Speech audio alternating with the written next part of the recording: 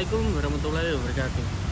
Selamat pagi saya ucapkan kepada Bapak dosen Ali Nur Rafiq selaku dosen mata kuliah studi hadis, dan saya ucapkan juga selamat pagi untuk teman-temanku yang saya banggakan.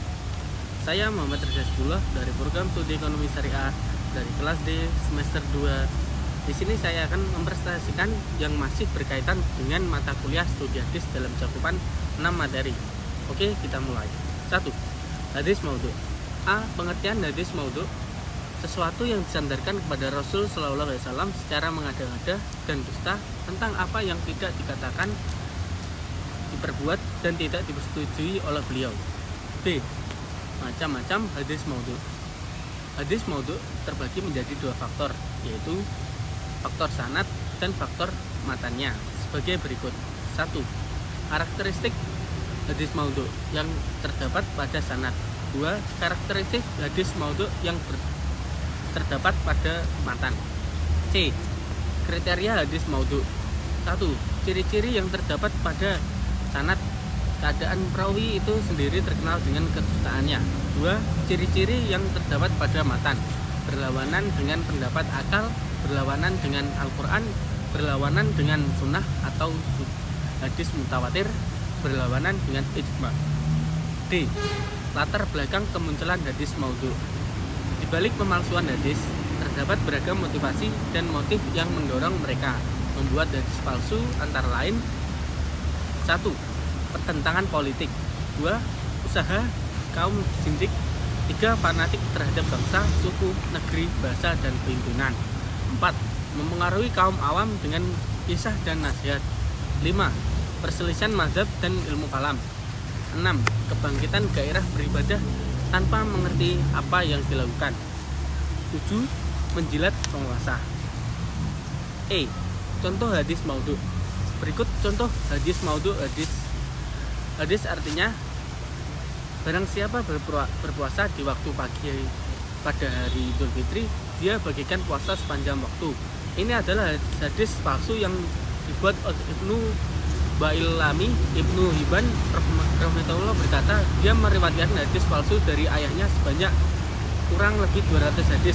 Semuanya palsu dan tidak boleh berhujjah, dan dia juga tidak boleh disebut namanya kecuali hanya untuk menjelaskan keheranannya terhadapnya. F. Hukum meriwayatkan hadis maudhu. Haram juga meriwayatkan hadis maudhu dengan menyandarkan kepada Nabi Shallallahu Alaihi Wasallam kecuali hanya memberikan contoh tentang hadis maudhu dengan penjelasan kepalsuannya, karena meriwayatkan hadis maudhu adalah suatu bentuk dusta kepada Nabi Shallallahu Alaihi Wasallam. 2. Sejarah Imam ahli hadis dan karya-karyanya Imam Al-Bukhari, Muslim, Tirmidzi, Nasai, Abu Dawud, dan Ibnu Majah. A. Imam Bukhari dan karyanya. Nama lengkap Imam Al-Bukhari adalah Abu Abdillah Muhammad bin Ismail Al-Bukhari. Ia lahir di Bukhara, Uzbekistan pada 21 Juli 810. Tidak lama setelah lahir, ia harus kehilangan penglihatannya. Beruntung berkat doa sang ibu dan izin dari Allah, ia sembuh dari kebutaan. Karya Imam Bukhari antara lain Al-Jami' As-Sahih yang dikenal dengan Sahih Bukhari, Al-Adab Al-Mufrad, Ad-Duha, As-Sahir. B. Imam Muslim dan karyanya. Al-Imam Abul Husain Muslim bin Al-Hajjaj Al-Quraisin An-Nasiburi, atau sering dikenal sebagai Imam Muslim, dilahirkan pada tahun 204 Hijriah dan meninggal pada sore hari Ahad bulan Rajab tahun 261 Hijriah dan dikuburkan di Naisaburi.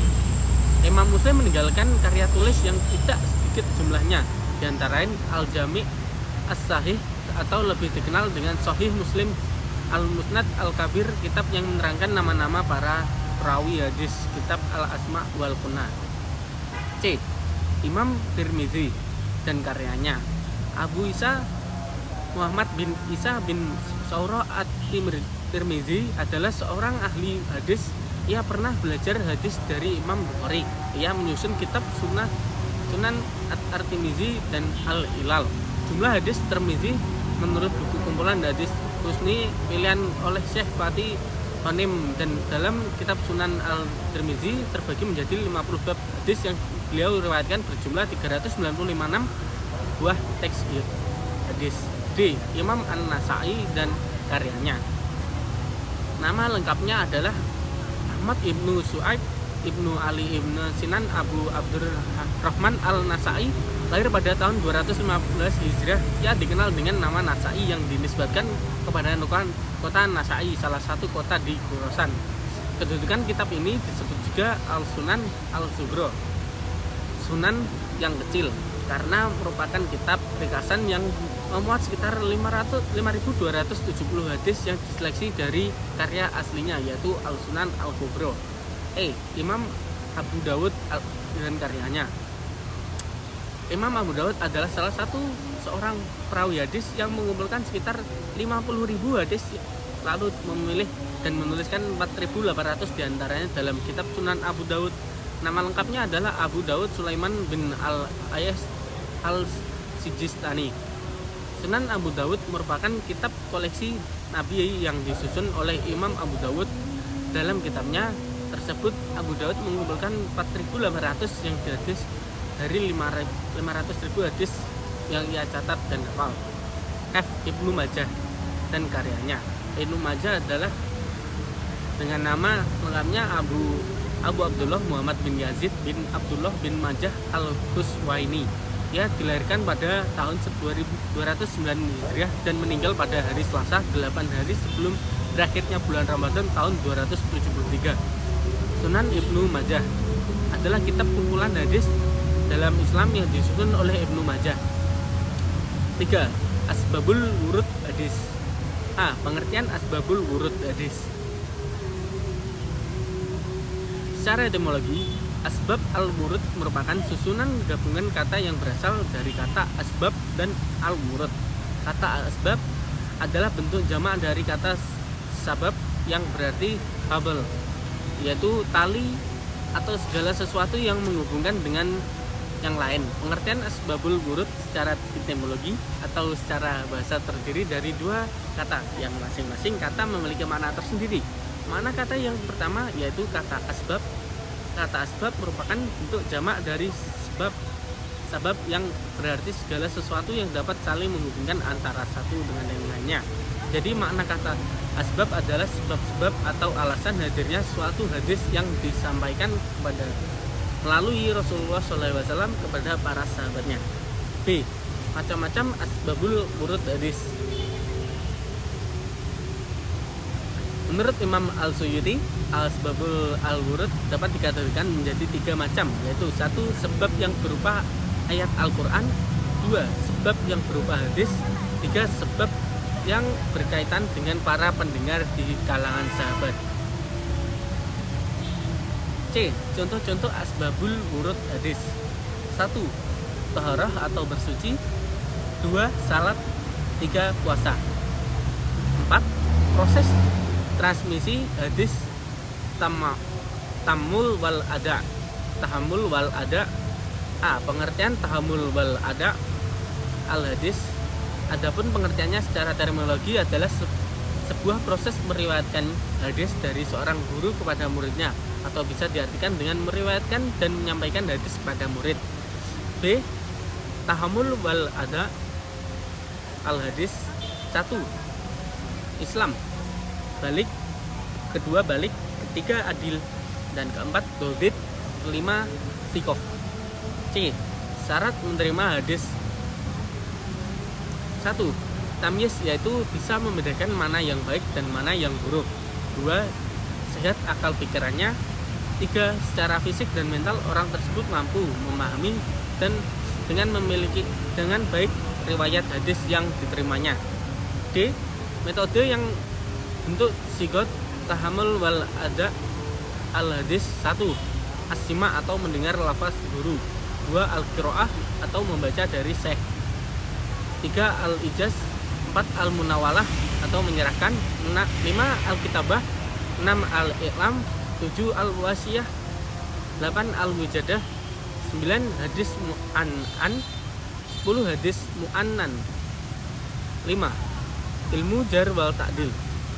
Pengertian ilmu jar wal ta'dil. Ilmu jar wal ta'dil ilmu yang membahas Hal ikhwal para perawi dari segi diterima atau ditolak riwayat mereka berdasarkan pengertian yang dikemukakan oleh beberapa ahli ilmu jarh wa ta'dil, merupakan suatu materi pembahasan dari cabang ilmu hadis yang membahas cacat atau adilnya seseorang yang meriwayatkan hadis yang berpengaruh terhadap klasifikasi hadisnya. B. Perbedaan jarh dan ta'dil. 1. Jarh atau celaan. Pembagian jarh terbagi menjadi dua. 1. Mutlak. Jika disebut seorang rawi dengan jarh atau celaan tanpa batasan, maka dia menjadi cacat di setiap keadaan. 2. Muqayyad. Disebutkannya seorang rawi dengan jarh, namun jarh tersebut dikaitkan dengan hal tertentu atau ada pemberian catatan, semisal berkaitan dengan guru tertentu atau sekelompok orang tertentu atau semacamnya, maka jarh tersebut menjadi cacat pada rawi tersebut jika dikaitkan dengan hal tersebut dan tidak berlaku untuk yang menilainya. 2. Ta'dil atau penilaian baik. Pembagian ta'dil terbagi menjadi dua. 1. Mutlak. Disebutkannya seorang rawi dengan ta'dil tanpa persyaratan, maka rawi tersebut thiqah dalam setiap kondisi. 2. Muqayyad. Disebutkannya seorang rawi dengan ta'dil, namun ta'dil tersebut dikaitkan dengan hal tertentu ada pemberian catatan baik dari guru tertentu atau sekelompok orang tertentu atau sejenisnya, maka ta'dil ini adalah penilaian thiqah terdapat orang ini pada keadaan tertentu tersebut dan tidak pada keadaan selainnya. C. Macam-macam jarh wa ta'dil. Jarh. 1. Jarh yang tidak beralasan. 2. Jarh yang tidak diterangkan sebabnya. 3. Jarh yang disebut sebabnya. D. Kegunaan ilmu jarh wa ta'dil. Ilmu jarh wa ta'dil sangat digunakan untuk menentukan kualitas perawi dan nilai hadisnya. E. Contoh jarh wa ta'dil. Jarh yang tidak disebut alasannya atau jarh yang masih gelap, belum dapat diterima dan dianggap untuk melemahkan si rawi. Contoh Bakar bin Amr Abu Siddiq An-Naji kata Ibnu Hajar Ibnu Sa'ad ada membicarakan diri Bakar dengan tidak beralasan. 6. Takrij hadis. Pengertian takrij al-hadis. Takrij hadis adalah usaha menemukan matan dan sanad hadis secara lengkap dari sumber-sumbernya yang asli, yang dari situ akan bisa diketahui kualitas sesuatu hadis baik secara langsung karena sebuah disebutkan oleh kolektornya maupun melalui penelitian selanjutnya. B. Beberapa metodologi tahrij al-hadis. 1. Melalui identifikasi nama sahabat sebagai periwayat pertama. 2. Melalui lafal awal matan hadis. 3. Melalui salah satu kosakata yang memiliki kata kerja dasar. 4. Melalui tema pokok hadis. Melalui ciri-ciri khusus hadis. C. Macam-macam takrij hadis. 1. Takrij wasa atau tahsil atau detail. Takrij mutawasit atau sederhana. 3. Takrij ijmali atau ringkas. Sekian dari saya. Apabila ada salah kata dan kurang lebihnya saya meminta maaf sebesar-besarnya. Jangan lupa subscribe, like, and share ya guys ya. Assalamualaikum warahmatullahi wabarakatuh.